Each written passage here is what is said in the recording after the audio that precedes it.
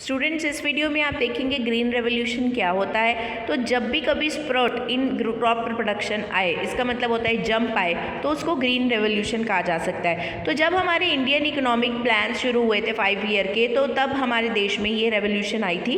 इसको बोलते हैं टेक्निकल रिफॉर्म इन एग्रीकल्चर। इसके कुछ कंपोनेंट्स होते हैं। ये टेक्निकल रिफॉर्म आती किस चीज़ से है? कुछ फर्टिलाइज़र से, जिससे क्रॉप बढ़ती है, पेस्टिसाइड से, जिससे उनको कीटनाशकों से मतलब कीटनाशक होते हैं जिससे बचाया जा सकता है इंसेक्ट से। HYV सीड होते हैं, high yield variety of seeds, जो बहुत जल्दी प्रोडक्शन इन्हांस करते हैं। और इसमें नए इरीगेशन के मेथड्स भी अडॉप्ट किए गए थे, जैसे ट्यूब वेल्स।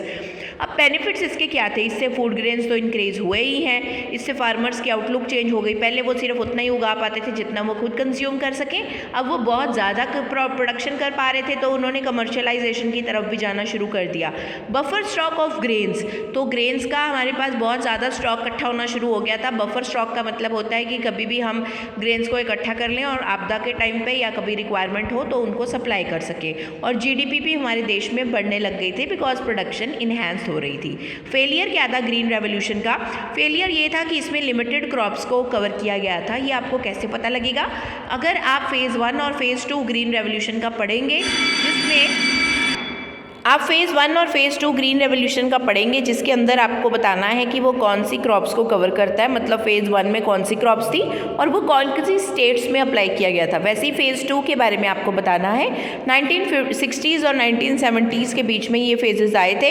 ये बहुत ज़्यादा इंपॉर्टेंट है। ये आपका होमवर्क है कि आपको ग्रीन रेवोल्यूशन के फेजेस आने चाहिए थे। तो अपनी बुक निकालो और अभी से अभी ये याद करो। इसके अलावा जो आपको फेलियर में पता लगेगा वो ये कि प्रोडक्टिविटी सॉइल की ख़राब हो गई थी या सॉइल डिग्रेडेशन हुई थी, क्योंकि ये जो पेस्टिसाइड होते थे या फर्टिलाइज़र, ये काफ़ी हार्मफुल होते थे या सिंथेटिक होते थे। अनइवन स्प्रेड का मतलब कि ये सभी स्टेट्स में नहीं इसका बेनिफिट पहुंचा। इसका बेनिफिट कुछ कुछ स्टेट्स में पहुंचा था, जिसके लिए मैंने आपको ऑलरेडी बोल दिया कि आपको 2 फेजेस याद करने हैं। और लास्ट में रिच फार्मर्स को ही बेनिफिट मिला था, क्योंकि ये एक्सपेंसिव थी, तो पुअर फार्मर्स इसको अफोर्ड नहीं कर पाए थे। Thank you.